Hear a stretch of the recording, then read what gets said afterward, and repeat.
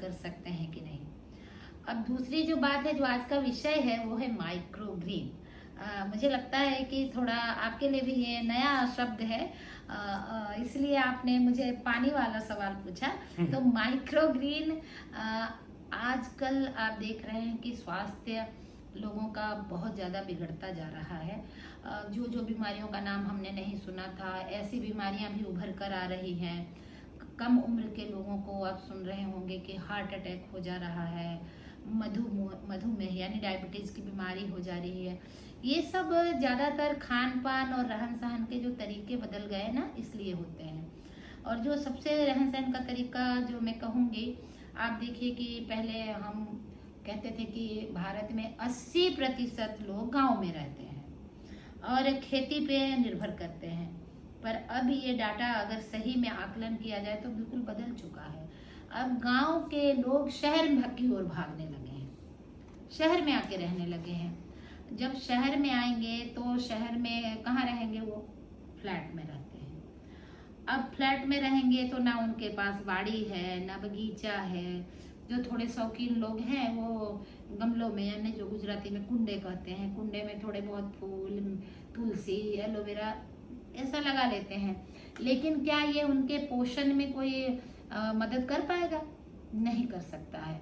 और खास करके आप देखते हैं कि जैसी बरसात शुरू होती थी, किसानों से ज़्यादा किसान बहनें एक्टिव हो जाती थी।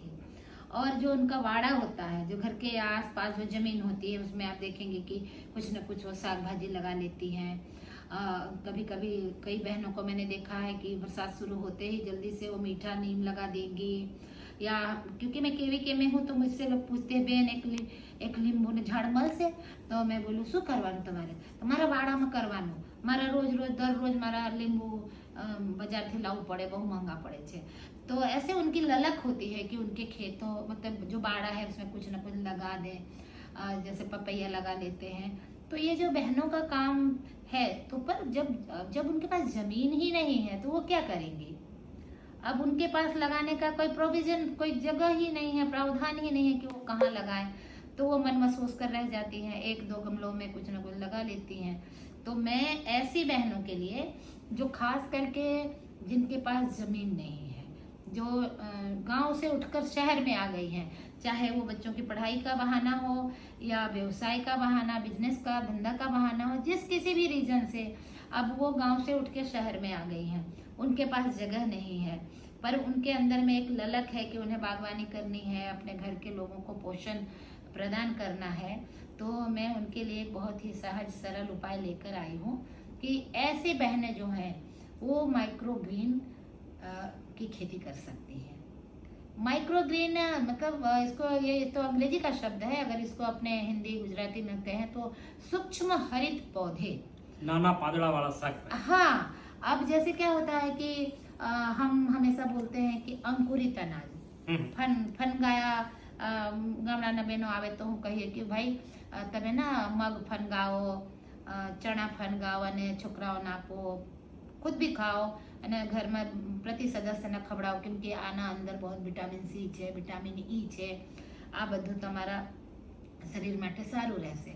तो जो हम कहेंगे कि माइक्रो ग्रीन जो है वो फनगा से एक स्टेप और आगे, मतलब जैसे हमने चीज़ों को हमने सिर्फ अंकुरित कर दिया, अंकुरित करने के लिए हमें कोई भी मिट्टी या कोई भी कहते हैं ना उसका मीडियम की ज़रूरत नहीं होती है।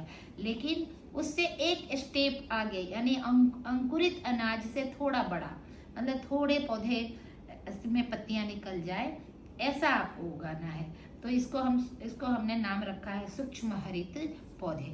अब इसको उगाने के लिए, अब आप कहेंगे कि ये क्या बात हुई और कौन कौन सी चीजों का हम माइक्रो ग्रीन, तो ये भी जानना चाहेंगे कि कौन कौन से जो पौधे लग सकते, मतलब इसके जो छोड़ लग सकते हैं माइक्रो ग्रीन के रूप में। तो मैं आपको बताऊं कि जो भी पत्तेदार साग भाजी आप खाते हैं, जैसे मान लीजिए कि आप मेथी खाते हैं, आप धाना खाते हैं, आप सवा खाते हैं, इसके अलावा आप पालक खाते हैं, चुकंदर जो है, चुकंदर हम खाते हैं, फिर सरसों खाते हैं। अच्छा, इसके अलावा ये तो जो साग भाजी है। और अब मैं आपको बताऊं कि जैसे फूल गोभी है, पत्ती गोभी मतलब फुलेवर और कोबीज, जो हम गुजराती में कहते हैं, पत्ती गोभी और फूल गोभी। और इसके अलावा चुकंदर तो मैंने बताया ही, मूली है, और इसके साथ साथ हम गेहूं की भी कर सकते हैं, बाजरी की भी कर सकते हैं। अब ये सारी चीजों का हम माइक्रोग्रीन बना सकते हैं और उसको हम खा सकते हैं।